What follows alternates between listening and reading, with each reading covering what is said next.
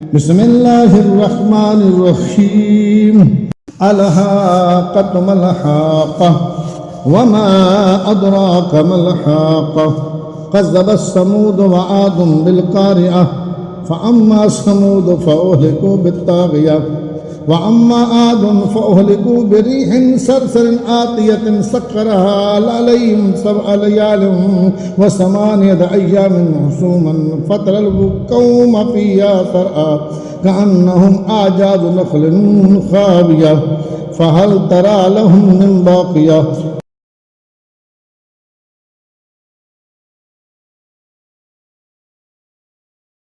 وجاء فرعون ومن قبله والمؤتفكات بالخاطئة فعصوا رسول ربهم فأخذهم أخذة رابية إنا لما طغى الماء حملناكم في الجارية لنجعلها لكم تذكرة وتعيها أذن واعية فإذا نفخ في الصور نفخة واحدة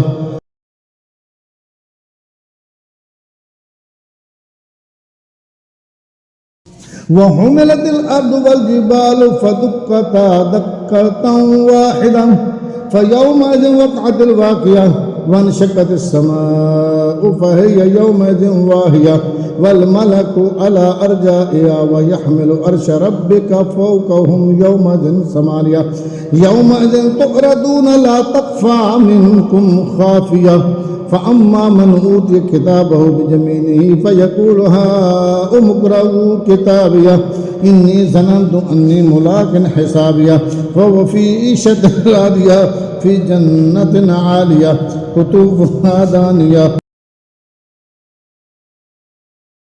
كلوا واشربوا هنيئا بما أسلفتم في الأيام الخالية